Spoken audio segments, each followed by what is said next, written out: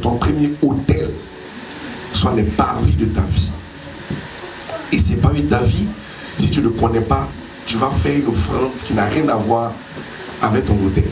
Or, tu es obligé de donner l'offrande sur ton autel, pas l'autel de quelqu'un. Voilà. Parce que la Bible nous dit que Dieu habite en nous. Nous sommes le temple du Saint-Esprit.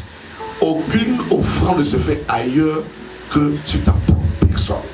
Donc je t'annonce ce matin, ce que tu vas entendre, certainement, tu n'as jamais entendu. Parce que c'est quelque chose, il faut que tu comprennes. Ça va bouleverser un peu ta compréhension. Ça va remettre en cause souvent ce que tu fais. Quand il venait donner, sache que si tu n'es pas prêt, tu t'arrêtes à ta place. Il n'y a pas d'émotion dans l'offrande. Il n'y a pas d'émotion dans le sacrifice. On va parce qu'on doit le faire. On va parce qu'on croit que notre autel est prêt. Tu as préparé l'autel et tu fais. J'ai jamais vu quelqu'un, par exemple, qui veut manger une sauce, puis il ne prépare pas. Non, on prépare tout, mon ami. Tout se prépare, tout est par préparation. Et l'autel est tellement sensible que si tu t'amuses, tu passes à côté de ta grâce. La bénédiction vient sur l'autel. C'est là que Dieu envoie sa bénédiction. C'est pour ça que lorsque un homme de Dieu te dit, viens faire ton offrande, en vérité, c'est selon du sacrificateur que tu fais. Mais toi-même, pendant que toi, tu es sacrificateur et lui, il est souverain sacrificateur, toi, en faisant ça, tu es béni. Parce qu'il s'est dit, c'est l'heure des offrandes, l'heure des parfums, l'heure des sacrifices, l'heure où ta famille doit être libérée. Et c'est cela que beaucoup aujourd'hui ont tordu un peu le ministère, ont tordu un peu la prédication et ont créé ce qu'on appelle par exemple le ministère ou bien la prédication de la prospérité. On dit l'onction de la prospérité. Je ne suis pas de ce pasteur par exemple qui a critiqué les messages, mais chacun a reçu pour lui. Amen. Mais Dieu nous a mis ici pour un seul but, l'adorer. Or l'adoration, c'est fort et c'est puissant. Toute la parole de Dieu, on parle d'adoration. Dans toute la parole de Dieu, on parle aussi de bénédiction. L'adoration attire la bénédiction. On n'adore pas sans autel. Je n'ai jamais vu. Non, tu adores, tu vas adorer parce que tu portes un sacrifice. Or, il n'y a pas de sacrifice. C'est pas possible. Tu dis qu'on est tous africains. Dieu soit béni. Il y a un seul français ici. Ou bien européen. Amen. Je vous dis qu'en fait, eux-mêmes peut-être il faut un sacrifice aussi. Parce que quand au village, quand tu vas faire un sacrifice, c'est au marigot que tu t'en vas faire, à la rivière ou sur le caillou, ou bien sur un bois sacré là-bas, tu vas là-bas, et tu ne vas pas les mains vides, je suis désolé. Voilà, arrange-toi, mais va avec ton œuf, va avec ce que tu veux, avec ton poulet, va avec ce que tu veux mettre dessus. Le génie que tu ne vois pas là, ils s'en foutent de toi, il faut déposer ça. Donc si toi tu estimes que le génie que tu ne vois pas là, tu donnes œuf, c'est toi tu vois Dieu me donner, que Dieu te bénisse. Chacun esprit et chacun donne selon la foi qu'il a. Amen. Ce matin, je veux vous dire merci parce que je bénis du Seigneur. Je viens pour prêcher sur un, mais ce n'est pas tout donné, mais le titre de livre que je vous offre ici. Je vous amène à un livre, c'est dédié aux églises, aux hommes de Dieu, et où tout le monde, aux fidèles et consorts, tout ça, c'est le pouvoir de l'adoration. L'adoration, c'est un livre, c'est un petit livre qui se lit très vite. En moins de 2 heures, tu as fini le livre. Même pas, en moins de 2 heures, tu as fini, y compris. Hein. Et c'est très explicite. Et c'est bien détaillé. Et ça permet à des personnes de pouvoir faire sa prière à la maison. Il n'y a pas de prière, mais il y a une attitude à suivre. Parce que comment tu exprimes que tu es chrétien, tu es adorateur, en esprit, en vérité, et tu n'arrives pas à rentrer dans ta bénédiction, c'est pas possible. Tous ceux qui vivent par l'esprit sont bénis. Ça, c'est clair. Il n'y a pas de demi-mesure. Tu as un souci, c'est que tu es charnel. Tu as un problème, c'est que tu es charnel. Tu veux voir, tu vis charnellement, mais tu vis charnellement. Il n'y a aucun problème. Vivre charnellement, c'est pas un péché, hein? Mais tu vis charnellement. Voilà. Tu vis charnellement. Tu vis dans ta gamme. Nous, on vit dans notre gamme aussi. C'est l'esprit qui nous intéresse. Voilà. Donc toi, tu veux vivre dans la gamme, que Dieu te bénisse. Mais, Dieu donne un support qu'on appelle le pouvoir de l'adoration, qui a été très bien fait. J'ai demandé même qu'on le traduise, on le traduit bientôt ici. Parce que je suis dans un réseau que je disais par exemple, je commence à parler à un réseau pour parler pour que votre pasteur soit de moi, je suis votre oncle. Je ne sais pas pourquoi papa spirituel ici. Je suis l'oncle, voilà. Voilà. Je ne suis pas de mon papa ou à mon père. Alléluia. Moi, je suis l'oncle. Voilà. Ni l'oncle a arrivé, elles sont pas comme le Seigneur très bon. Alléluia. Il est très important. Alléluia. Ah, d'accord. Hein? Moi, c'est mon frère. Et j'avoue que par exemple, on va tourner ensemble. Moi, j'ai un ministère public, je tourne beaucoup. C'est pour cela. Mais il me demande par exemple de pouvoir être attentif sur la prédication qui se fera. Ça change un peu dans le classique de ce qu'on a appris quand on était à l'église. Parce qu'on a tous été victimes d'un principe liturgique dans les églises. La liturgie, c'est le principe de conduire l'église, de conduire les services dans l'église. Et on était victimes de ça depuis tout petit, parce que les autres aussi ont été victimes de ça. Et c'est parti comme ça. Alléluia. Aujourd'hui, on est venu, j'ai vu comment c'était conduit. C'est normal, on n'est critique rien, mais c'est comme ça. Ça doit aller de soi-même. Amen. Mais la bénédiction arrive lorsqu'on reconnaît son autel. C'est vrai, on a prêché sur les autels, fais ton autel, sème ton autel sans savoir exactement sur quoi tu sèmes. Ton autel est où? Où est ton autel? Où est ton autel? Tu as dit ton autel est où?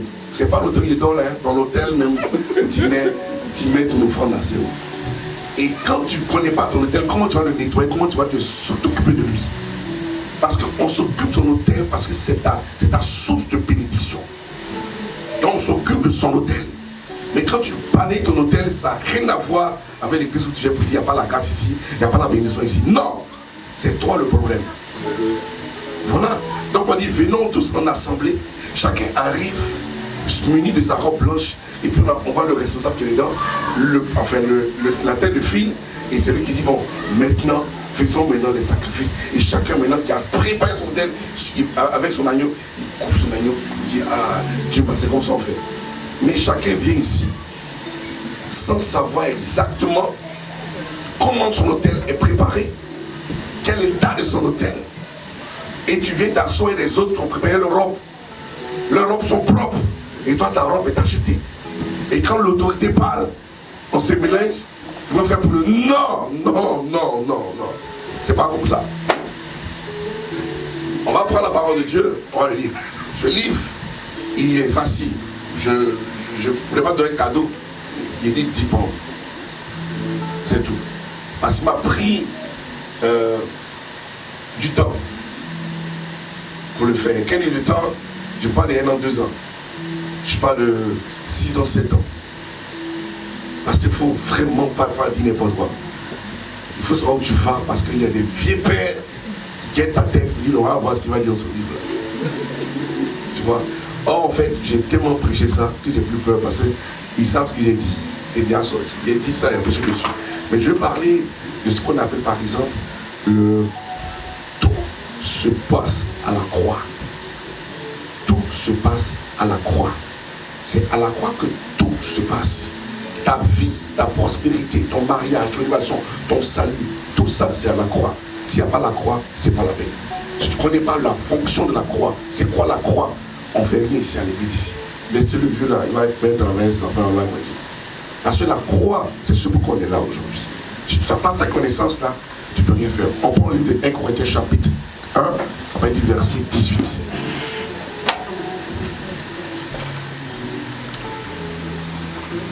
Tout se passe à la croix. Chapitre 1, verset, comment fait ça non? Voilà, 1 Corinthiens chapitre 1, verset 18.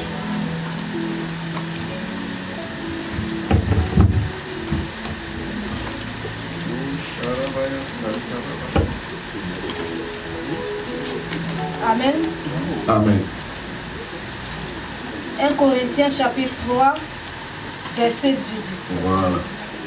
Que nul ne s'abuse lui-même. Si quelqu'un parmi vous... Chapitre 1. Chapitre 1. Voilà. 1 Corinthiens 1, verset 18. Car la prédication de la croix est une folie pour ceux qui périssent, mais pour nous qui sommes sauvés, elle est une puissance de Dieu. Alléluia. Aussi il est écrit. Aussi il est écrit, j'ai détruirai la sagesse des sages et j'anéantirai l'intelligence des intelligents. Alléluia. Nous bénissons ton nom, Seigneur, pour cette parole. Nous croyons à ta grandeur. Nous voulons te dire que, Seigneur Père, c'est toi qui nous conduis, Seigneur Père, au pied de la croix, afin de pouvoir manifester, Seigneur Père, la signification, la notion de la croix de nos cœurs. Nous voulons être, Seigneur Père, mon Dieu, des enfants obéissants, des enfants soumis à ce que tu as posé comme enseignement à la croix. Bénis, enseigne-nous. Donne la sagesse et l'intelligence, la puissance pour comprendre, Seigneur Père, les mystères cachés, Seigneur Père, de cette manifestation. Au nom de Jésus de Nazareth. Je voulais d'abord lever l'équivoque pour certaines personnes qui pensent que Christ est venu à la croix pour mourir simplement pour qu'on soit riche. Vous voyez, la prédication de la croix, c'est pour les riches. Il y a tellement de trucs tombés dessus. Je suis tombé sur un message il n'y a même pas longtemps sur ça. Donc j'ai vite fait pour rectifier ça dans mon assemblée parce que c'était tellement visible sur la toile et je dis, tout le monde peut tomber dessus. Non, Christ est mort. Christ est venu mourir sur la croix pour que tu aies la vie en abondance. Et donc, il faut que tu sois dans l'abondance. Il faut que tu sois riche. Il faut que tu sois ceci. Donc, arrêtez ça. Voilà. Christ n'est pas venu pour ça seulement. Voilà. Ce pour quel Christ est venu là, c'est pour libérer de la main du diable. Amen. Voilà. Et que la repentance et le salut, le pardon soient prêchés à toute la création.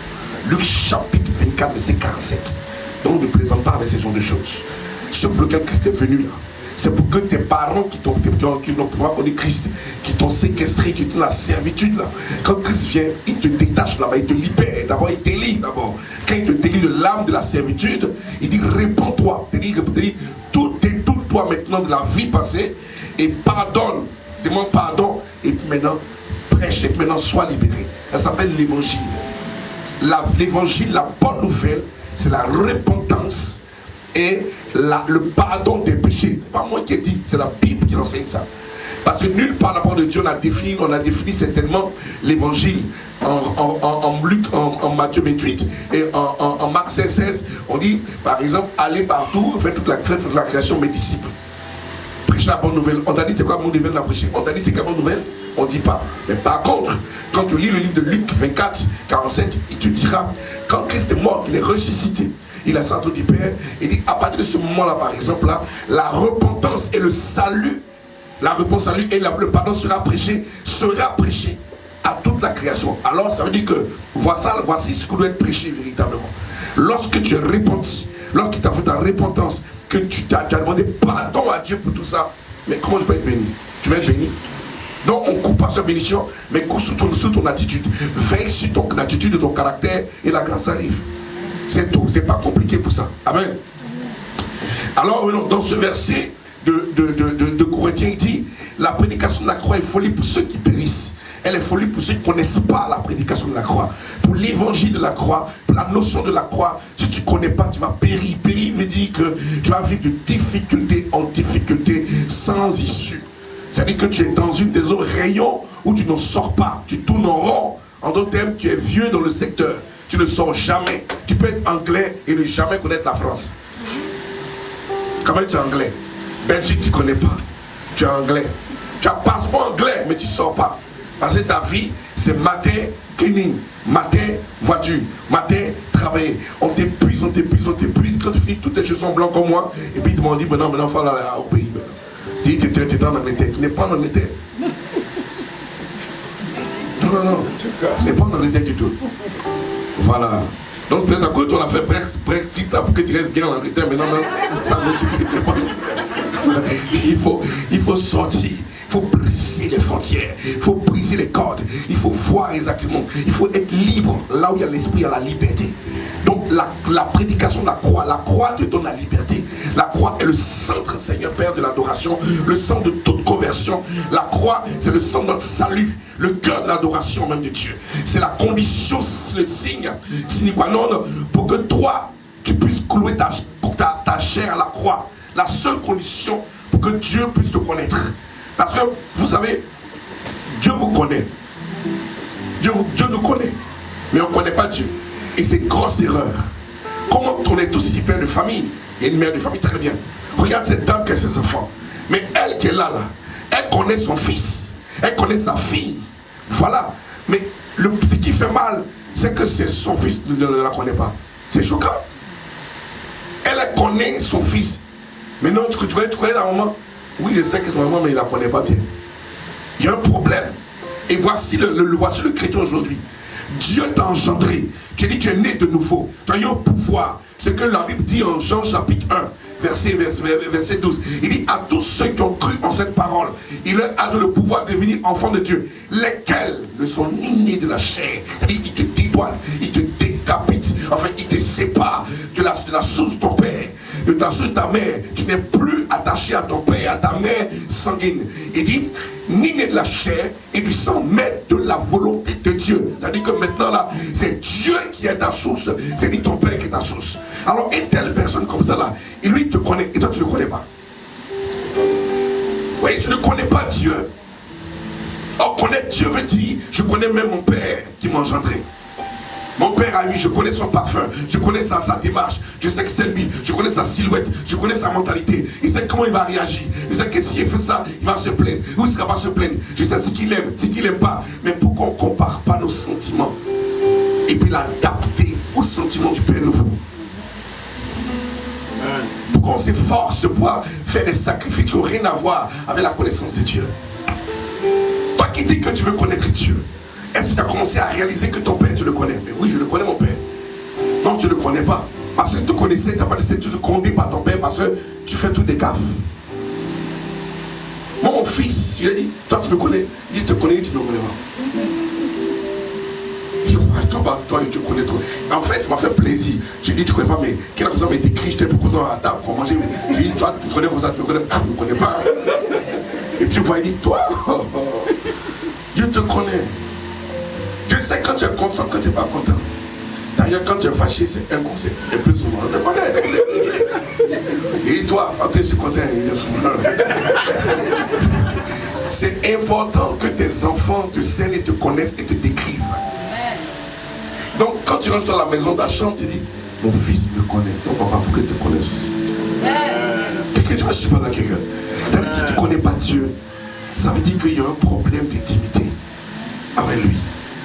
Or, l'intimité se crée dans le côtoiement de la parole de l'évangile. Et la Bible nous dit ici que Paul se plaint. Il dit par exemple, Dieu n'est pas dedans. Or, ça veut dire qu'il dit par exemple, la conviction, le cycle va produire de conviction est un péché. Tout ce qui va produire de conviction est quoi? Est péché. Il définit péché comme ça. Parce que ce que tu n'es pas convaincu de faire, que tu fais, c'est un péché. On définit péché, tu vois. Mais est-ce que ce qui n'est pas convaincu de faire là, c'est forcément le diable de faire? Non, ça peut être une pensée, ou bien un zèle, ou bien la chair qui te fait faire ça. Donc il dit que ce que la chair te pousse à faire peut être aussi péché. Ce que le diable pousse à faire peut être aussi péché. Donc prenez cette notion-là pour ne pas attitrer seulement le péché au diable. Parce que toi aussi, tu peux être une source de péché. Alors pour éviter de pécher, on fait tout pour ne pas plaire à ta propre personne et aussi au diable, donc à Dieu. Ça s'appelle l'esprit. Or, c'est pour cela que Dieu veut que ta vie, qui est un temple du Seigneur, puisse être la vie où Dieu établit son autel dans ta vie. Le premier autel qui est dedans, que Dieu va établir, c'est l'autel brisé, ce qu'on appelle par exemple ta vie passée, tes émotions, ton péché, tes habitudes passées, tes histoires d'écouter l'homité, tout ça, jouglou, coupé, décalé, tout ça, il va casser ça. Et ça souille ton hôtel. Parce que ce que tu écoutes là, c'est la louange, non? C'est pas danser. Très bien. Dans ton hôtel aussi, il y a un hôtel qu'on appelle l'hôtel de la louange. Donc tu n'as pas deux louanges dessus. Très bien. C'est des choses qui sont plus ou moins très... Tu as vu, ça a l'air un peu simple, ça a l'air un peu passager, mais c'est très important. Parce que le diable est le plus subtil des esprits qui existent. Il est mauvais. Il sait que l'homme est attiré par tout ce qui est égaiement, joie. Et donc il mixe un peu beaucoup de choses. Et ça dénature un peu au fur et à mesure ton hôtel. Un homme consacré, c'est un homme bizarre. Un homme qui prospère, il est bizarre. La prospérité selon le Seigneur fait de l'homme un homme bizarre. Il ne montre pas qu'il prospère, mais il prospère. Ça se voit. Son visage est propre. Il n'y a pas de bouton dessus. Yeah. Puis c'est ça, non? C'est-à-dire le péché te rend vilain. Mais quand tu es dans le Seigneur, tu n'as pas mis même vos histoires de crème là, mais tu reflètes une gloire. Tu ne peux pas mettre toujours. Ils ont sorti un verbe en Côte d'Ivoire, pomadé. Je ne sais pas où ça existe. Il y a même pomadé. Pomadé, je ne sais pas si ça existe. Je mets la crème, je mets la pommade. Mais le verbe pomadé là, ça veut dire que soit quand ils aiment se pomader, ils disent je me pomader, ils me pomader. Parce que c'est comme ça. Non, un homme ne peut pas trop se mettre la pommade comme ça fait trop bizarre. Voilà. Un homme comme ça qui vient, qui tout ça, et ça c'est des tendances, tu vois, et c'est pas intéressant, tu vois. Il suffit d'être brut, toi-même ça va, voilà. Un homme il est comme ça, c'est la femme qui est, mais l'homme est comme ça. Et le péché t'emmène dans ces situations parce que l'autel que tu fais, c'est de Dieu. La sagesse qu'on a, c'est de préparer notre autel sur notre corps. Premier autel, renoncer à soi-même. Préparation de ta première autel qu'on appelle les parvis, renoncer à soi.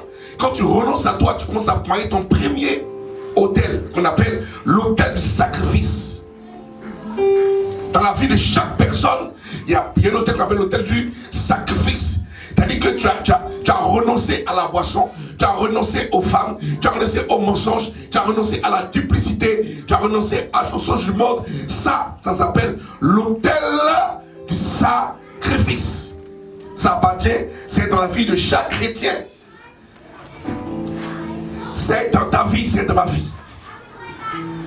Celui qui veut revenir à son habitude a bousillé son autel. C'est ça qui fait mal à Dieu. Tu appelles Dieu dans ta vie parce qu'il vient par l'autel, mais tu ne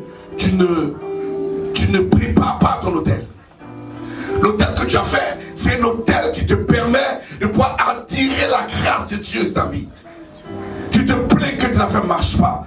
Tu te plains que ton foyer est en débat. Tu te plains que tes enfants ne va pas. Tu te plains que tu ne vois pas la main de Dieu. Mais est-ce que tu te plains de ce que par exemple ton autel est préparé, est nettoyé, est préservé? Est-ce que tu ne retournes pas là où tu as vomi avant? Est-ce que la colère n'est pas dans le premier autel? Je parle de tout le premier autel. Le diable t'emmène à pouvoir te séduire parce qu'il veut posséder l'autel là. Parce que lui aussi il aime l'autel. Donc quand tu poses l'autel, il arrive comme ça, on dit pas pour toi, on dit c'est pour le Seigneur. Il sait que tu as brisé la boisson, tu as brisé la colère, tu as brisé l'infimité, tu as brisé la duplicité, tu as tout cassé, tu as nettoyé ça comme ça, c'est propre. Tu as remis les fondements du Seigneur. Tu as, selon Esdras, tu as dit, tu es venu briser les fondements des ruines de Jérusalem et tu as rétabli un fondement nouveau. Et les autres te regardent en train de rétablir l'autel. On dit, ah, ce gars il laisse tout ça, il laisse pas de nuit, il laisse maquis. Il est fort, hein? Mais parce que c'est ce que tu cherches. La meilleure ténance de maquis, c'était toi. Ton maquis marchait comme ça. Ça coule comme ça, l'argent vient. Tanti flot, tanti ceci, tanti oh, tanti oh. Il dit, il n'y a pas tanti, moi, c'est le Seigneur. Il te coule la chose. Tu as laissé maquis. Où il y a l'argent qui coulait. Où tes filles t'en s'est coupé, décalé. Pour venir dire Alléluia. Vraiment. Dieu a pris ton cœur, mais Dieu a pris mon cœur. Dieu a pris mon cœur. Parce qu'il est brisé ça. Et je rétablis mon autel pour que Dieu puisse venir se positionner. Satan gérait ma vie. Satan gérait mes affaires. Satan gérait ma famille. Il gérait tout ce que je fais. Mais aujourd'hui là, c'est Dieu qui gère ça. Ça veut dire que quand tu as joué Dieu, tu as un peu plus Satan dessus. Or, tout ce qui va se permettre de pouvoir contrer ton autel, c'est les plaisirs du monde qui vont revenir se positionner dessus. Quand tu as fini cette première partie d'hôtel, où tu veilles sur ton caractère, où tu veilles sur tes attitudes, où tu veilles sur tes relations, tu veilles sur tes choix au quotidien, tu veilles sur ton langage pervers, tu es plus pervers, tu veilles sur ton langage mondain, tu es plus mondain, tu veilles dessus, tu veilles, tu dis, je n'ai pas plus mal. Vous avez des hommes de Dieu que je vois beaucoup, des hommes de Dieu que je vois beaucoup sur les réseaux sociaux, tu vois, parce que cité de nom, vous les connaissez. Ils sont hommes de Dieu et puis ils ont un langage pervers. Bâtard là. Tu es maudit là, ce bâtard ta mère. Un pasteur qui parle comme ça. Quand toi tu réfléchis comme c'est normal. Ce bâtard là. À part les bâtards. À part les pasteurs voyous. À part les pasteurs ceci. Ta jamais. Il a regardé, il dit son hôtel est terrible. Hein?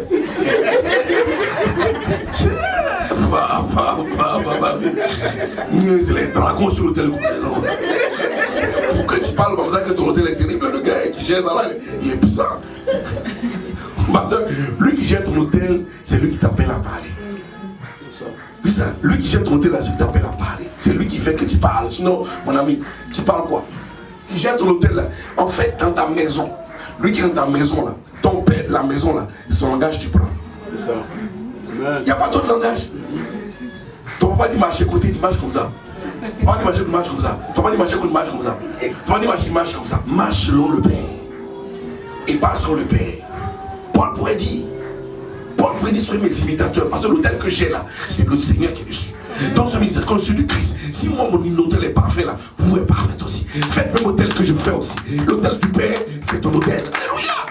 Mais dès que l'hôtel tu fais, hôtel de serpent, hôtel d'adultère, hôtel de perversion, hôtel de quoi? De l'argent, hôtel de maman. Il y a plein d'hôtels de maman, mes amis.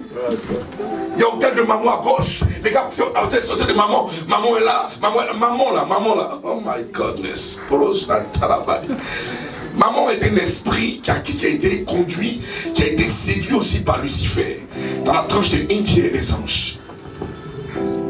Lui, comme on dit à l'image du 12e disciple, apôtre, il fait une parenthèse de connaissance. Maman, quand on parle,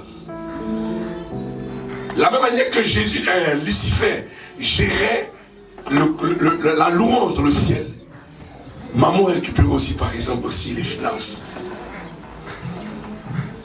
C'est tout. Et du coup, maman est toujours près de l'adoration. Il n'a pas d'adoration. Parce que c'est le sacrifice à lâcher. Tout ce qui est or, bijoux, manchets, argent, tout ce qui est précieux, tout ça là, il gérait ça. Il était ami de Satan, comme ça. Lucifer, c'est les bras droits, man. Quand on regarde Ézéchiel, la parure de Satan venait de la source de ce qu'on l'habillait. C'est maman qui l'habillait, pas maman qui éclairait Satan. Je reprends, écoutez-moi très bien. Quand on lisait dans le livre d'Ézéchiel, chapitre 28, le roi de Tyr, il y a le fils de Tyr et le roi de Tyr. Comprenez? Et le fils de Tyr, le roi de Tyr. Quand vous lisez par exemple cette vidéo, vous allez comprendre que lorsque Satan marchait dans l'éternité, a été paru, habillé propre, il scintillait, au milieu de tambourins, on tapait, on l'acclamait. En vérité, c'est pas Dieu qui l'habillait. En fait, du moins sous l'ordre de Dieu, maman l'habillait de tout ce qui était topaz, or, habit, tout ça là. Mais, ce que vous ne savez pas, moi j'aime le Seigneur. Ce que vous ne savez pas, c'est que Satan ne pouvait pas briller seulement avec ce qu'il portait. C'est parce qu'il était, oh ma fille, que Dieu te bénisse. La fille, quoi, ma fille, viens, 2 minutes. Oui, non, ma fille. Vous allez regarder, hein. J'ai vu la parure, ça m'a tiré. Que Dieu te bénisse. Toi, vous voyez ça? Et la révélation. Vous voyez, si on éteint la lumière qui est là, ça brille, non, ça brille plus. C'est la lumière qui donne les petits éclats comme ça. Tu vois ça? Mais elle a qu'à être dans le noir là, tu vois si ça a sorti. Pourquoi Dieu n'a pas déshabillé Satan? Parce que c'est pas Satan, c'est pas Dieu qui l'a donné. Il devait voir Dieu, maman l'a habillé avec toutes les pierres précieuses. Ce qui a fait la grâce, la beauté de Satan, de Lucifer, c'est qu'il entre dans la présence de Dieu, où la lumière est indescriptible. Donc imagine comment tout ça la brille. On dit mais Dieu est puissant. C'est que vous comprenez. Alléluia. Il t'a dit quand tu vois, là se dit waouh, elle rentre comme ça, elle rampe le mariage.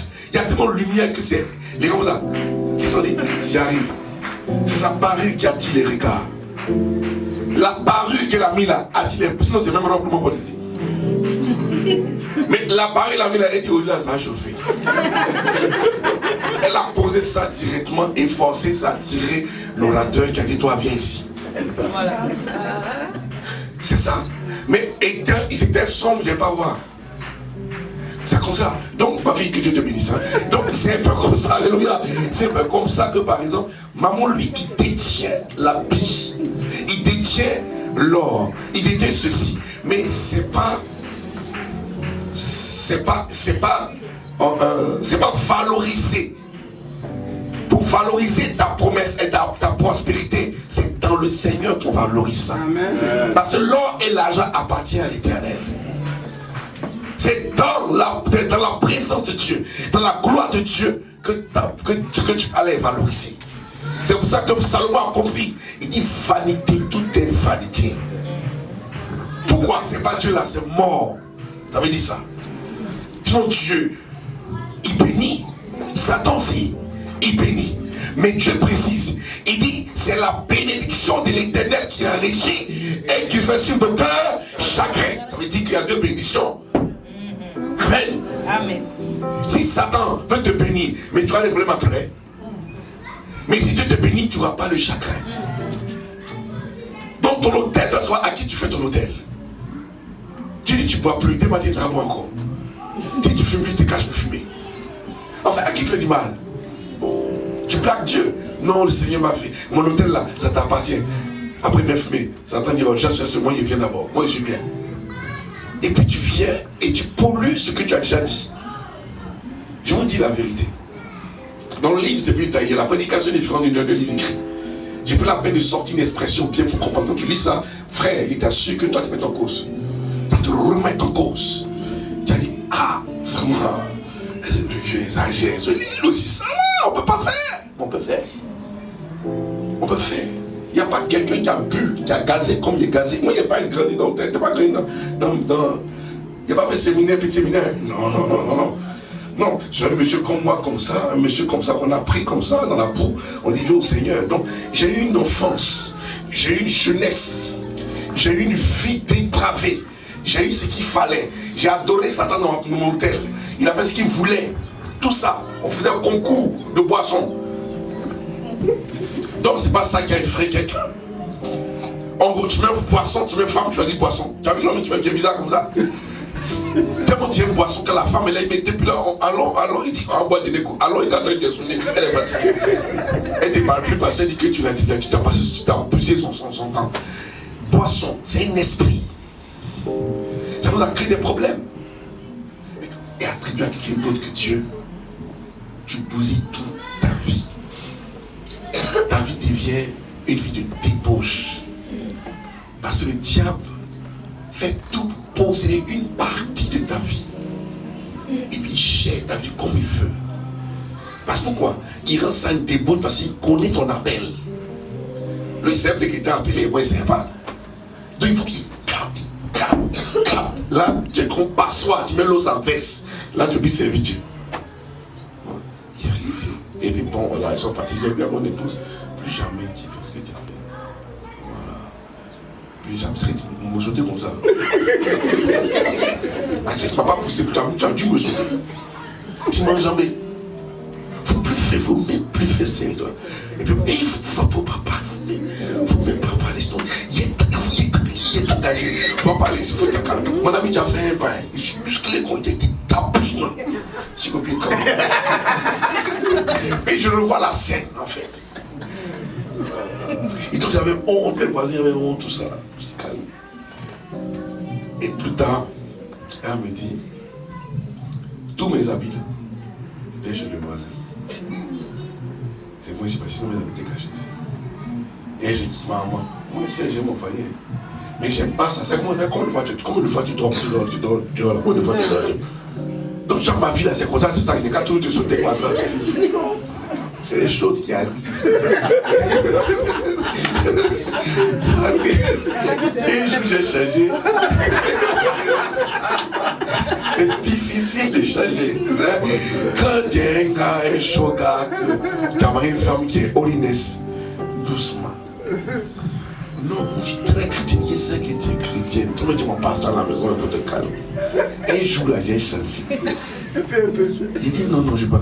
Tu recommences ça là, on va l'Amérique, on va divorcer sur autre nom. On dit oui, il ne faut pas parler ce mot là ici. En fait, vraiment là, c'est pour la vie.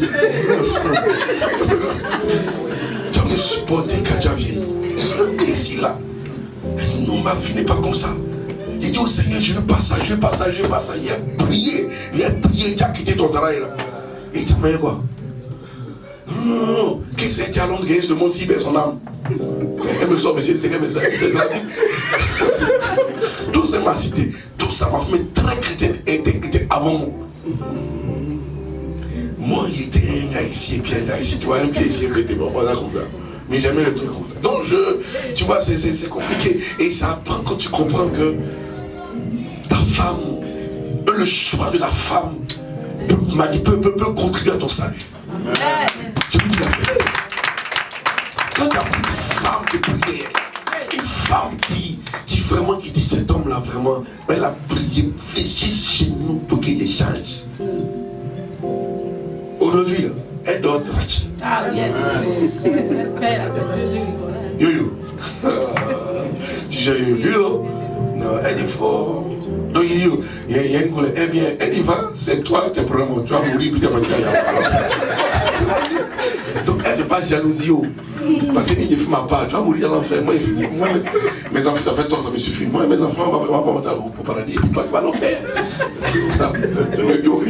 Mais pour vous dire que ton salut peut être contribué par le choix de ce que tu fais.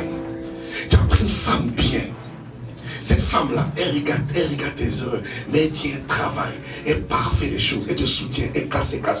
Quand tu deviens la personne qu'elle veut que tu sois, et tu es content. Parce que je viens de loin. Et c'est comme ça que je comprends que quand j'écris ce livre, je comprends que je bâtissais un hôtel, et puis elle est pour Dieu, moi il est pour Satan. Donc on a des hôtels dans la maison. Elle est priée, tu cries trop. Elle prie, dit soin pour prier là-bas. C'est comme ça. Quand il y a un problème, il va sur des prières. Quand ça va, tout va bien. Mais quand il y a bon travail, il faut prier pour moi. Je l'ai fatigué comme ça. Aujourd'hui, là, c'est moi qui prie. Quand je vois que mon épouse me dit, chérie, prie pour moi parce que je suis content. Chérie, prie pour moi, moi, c'est bien, prie pour toi. C'est parce qu'actuellement, les données ont changé. C'est-à-dire, j'ai pris, j'ai compris, parce que l'homme, il faut comprendre. Quand l'homme comprend, c'est fini, hein. C'est pas, il comprend pas. Donc, il faut laisser les autres. C'est l'hôtel des parvis, l'hôtel des sacrifices qui est dans ton cœur. Deuxième hôtel, l'hôtel de l'or, on dit l'hôtel d'or. L'hôtel d'or, ça veut dire que l'hôtel là, des parfums et de louanges d'adoration. C'est là que la bénédiction arrive. Dieu bénit pas dans les parvis, il bénit dans le lieu saint. C'est pas sur la terrasse qu'on te bénit. Quand ton argent vient, quand les manœuvres arrivent, tu veux donner l'argent là, ou bien quand ton employé, ton travail pour toi, ils viennent verser l'espèce là, beaucoup comme ça là, c'est sur la terrasse que tu vas le recevoir. Ah bon d'accord, ils vont t'agresser. Il faut venir au salon se parler. Donc il y a les parvis de ta vie. Et puis il y a le lieu saint où Dieu veut que tu sois. L'hôtel des parfums, l'hôtel d'or, l'hôtel de louange, c'est dans ton cœur, c'est dans ta présence, c'est là-bas que Dieu te bénit. Il faut créer cet hôtel et vivre que ton cœur puisse garder des rapines, garder des haines, garder ce qui est mauvais. Ton cœur doit être libéré. C'est pour ça qu'il dit que si tu ne pardonnes pas ton frère, tu ne pardonnes jamais. Tu es béni, c'est ça, il n'y a pas d'autre chose. Tu es prospéré, il n'y a pas de. Moi, c'est mon secret. Moi, je vous dis la vérité. C'est pour ça que Dieu peut qu'on se répand tous les jours. C'est quoi la repentance? C'est quoi le pardon? C'est parce que chaque fois tu nettoies ton hôtel. Parce qu'il doit venir. Il veut venir, il va venir. Tous tes projets, il va venir. Il nettoie, il nettoie. Vous regardez même les catholiques. Regardez l'hôtel de Marie. Dis quittez dans mon ami. Ils ont, ceux qui ont l'argent là, ils exagèrent. C'est tout de Marie, elle est le plus longue de la maison. Une longue Marie comme ça. Une statue grande comme ça. Ils ont habillé en bleu, ils ont mis rose. Tout ça là, c'est l'hôtel. Et chaque jour, il nettoie ça comme ça. Ça préfigure ton corps. Dieu ne veut pas ça. Dieu veut ton cœur maintenant. C'est pas le physique de l'hôtel, il veut. Il veille sur ton cœur. Qu'est-ce que tu veux? Est-ce que tu pries pour aromatiser? Tu pries toujours pour donner un parfum à l'hôtel. La prière, elle arrose. Elle nettoie ton cœur. Elle nettoie tes hôtels. Tes hôtels. Je le lis comme je le lis, je les lis, non. Dans les 5 clés là, il n'y a pas de bénédiction dedans. Non, non. C'est tout sur la bénédiction, mais il n'y a pas de bénédiction. Regardez bien. La première clé, il dit que c'est la fécondité. La fécondité, c'est la première clé de l'homme. D'accord? Sois fécond. La deuxième clé, c'est la multiplication. Que c'est le témoignage, comme ça, le remplissement. C'est-à-dire qu'il faut remplir. Il faut que ton témoignage parcourt, ta réputation parcourt les nations. Donc remplis les gens, le monde par ta réputation. Coca-Cola, la même au flair, on dit Coca-Cola. Voilà. Donc remplis ça, c'est le remplissement. Après ça, maintenant, il y a la domination. Après ça, il y a l'assujettissement. Voici 5 clés que Dieu a données à l'homme. Les 5 clés là, il faut que vous ayez ça. Amen. Mais dans l'Ancien Testament, le diable s'est permis de jouer et de voler 2 clés seulement à l'homme. Mais par la grâce de Dieu, Dieu l'a rétabli. Mais ceux qui ont été rétablis là, c'est ceux qui préparent leur autel. C'est pour ça qu'il n'y a pas c'est pas complet. Elle n'est pas complète la bénédiction pour 5 personnes. Pour d'autres, elle est complète. Et tu verras par exemple que les 5 clés là, comme on disait Genèse chapitre 1, verset 28, allez voir ça. Soyez féconds. Genèse 1, 28. Soyez féconds. Multipliez. Remplissez. Assujettissez. Et dominez. Genèse 1. Mais Dieu a béni quoi? Il dit Dieu les bénit et Dieu leur dit. Pas ça qu'il a dit. C'est-à-dire qu'il devant Satan, il a compris ça. Des enfants comme ça. Dieu leur donne des clés comme ça. Mais Satan pète un câble. Qu'est-ce qu'il fait? Il est séduit. Et au chapitre 3, il pêche. Et il arrache 2 clés dedans. Mais pourquoi il laisse 3e clé? Il dit non, prenez 3 là. Les 3 là, ça ne m'intéresse pas. Mais je veux 2 clés dedans. Et les 2 clés ont été arrachées en Genèse chapitre 9. 2 clés, Genèse chapitre 9, lorsque Dieu bénit Noé, après de riche, il dit Dieu les bénit Noé. Mais quand Dieu bénit Noé, il bénit plus sur les 5 clés de base. Il bénit sur les 3 clés de base. Parce que Satan récupère déjà 2 clés. Et quand Dieu bénit Noé, Dieu dit à Noé, je te bénis. Soyez féconds. Noé est content parce qu'il s'est dit que la bénédiction d'Abraham, d'Adam là, c'est ça qui a transmis lui aussi. Donc il était heureux, il était comme ça. Il dit soyez féconds, yes. Il se multipliait, yes. Il dit remplissez, yes. Et puis c'est fini. Il dit moi c'est fini. Oui c'est fini, prenez 3 sur moi. Ça a tué Noé. Et c'est ça aujourd'hui qui nous fatigue.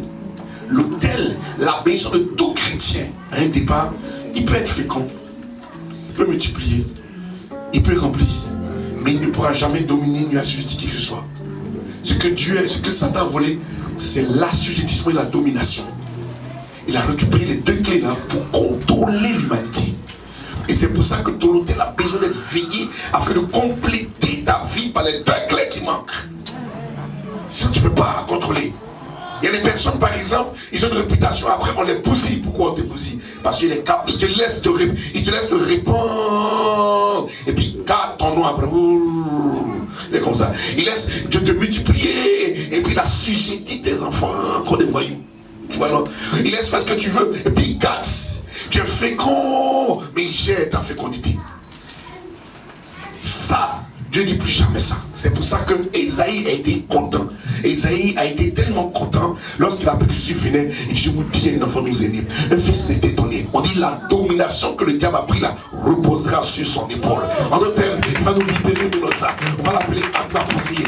Donc, bien aimé, je te dis que le tel que tu vas mettre en place va te redonner les 2 clés qui manquent. Amen. Alléluia, on va se lever.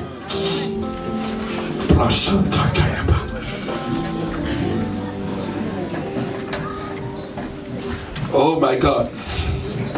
Si vraiment les chrétiens peuvent être vrais chrétiens, ton salut dépend de ton attitude devant Dieu.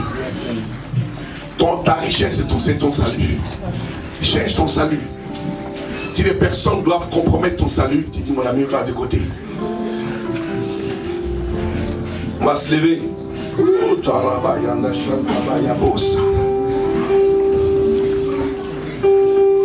Je bénis la vie de pas mal de personnes parmi nous et proclamer la multiplication des assemblées. Amen. J'ai vu une salle, c'est pas ces lumières là j'ai vu. Hier au programme, le temps était passé. Mais je priais pour une sœur de ton assemblée. Voilà, c'est toujours la même. J'allais. Paul. Je priais pour elle. Et j'ai vu que vous étiez dans une salle. Et la salle que j'ai vue, c'était pas ces lampes là. C'était des petits spots qui étaient incrustés dans la salle. Amen.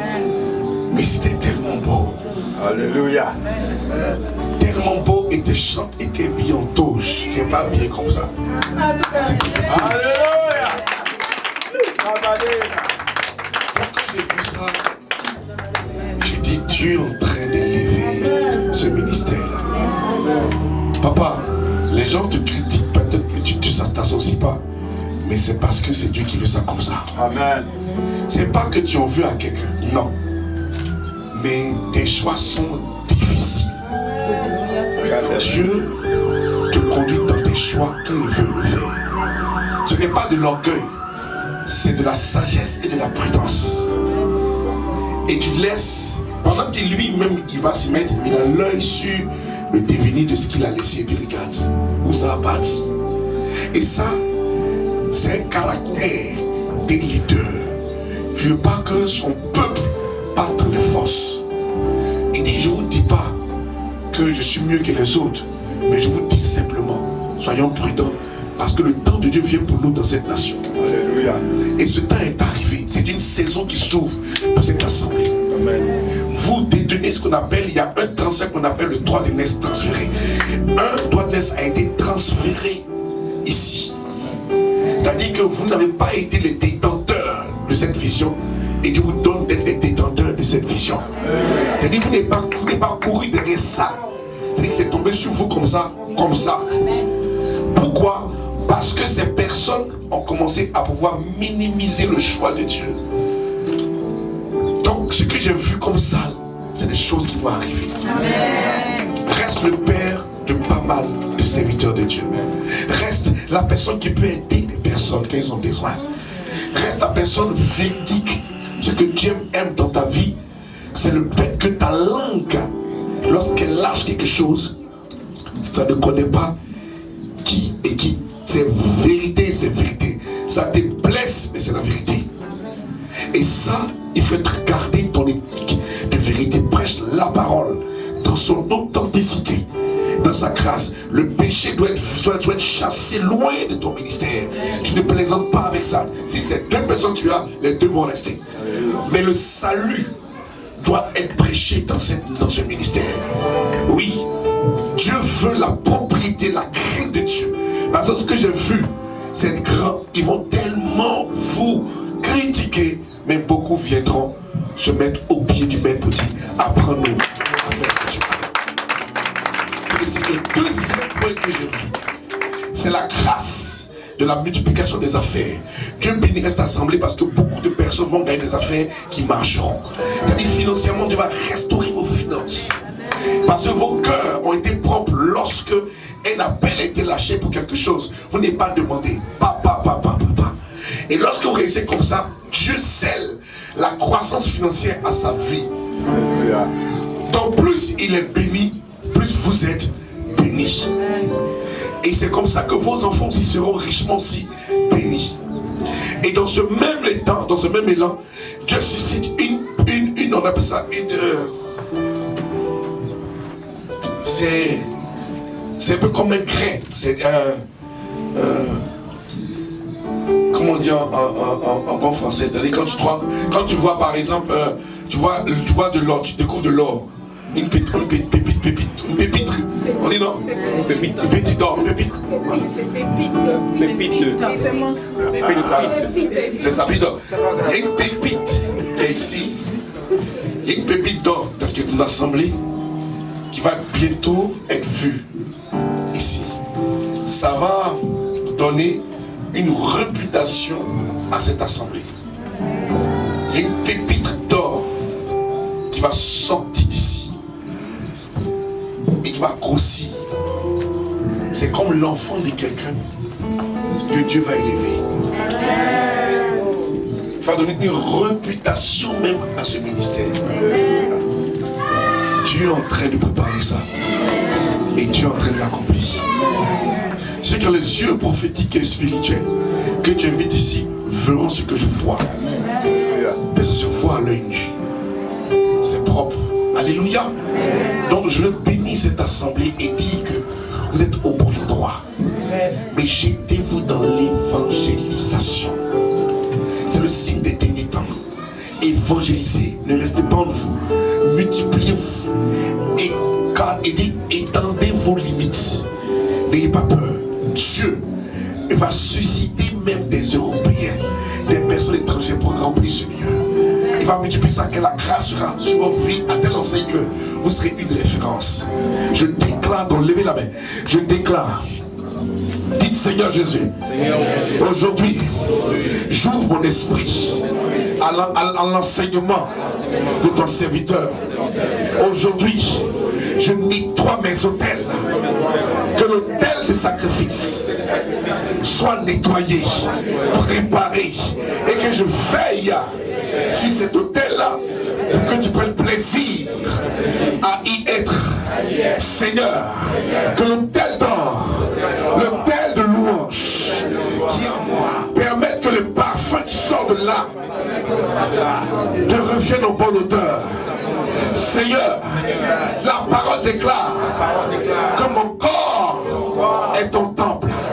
Alors dans mon corps, je nettoie et je prépare ton arrivée permanente par les autels de sacrifice et l'autel de louange que je te présente au quotidien.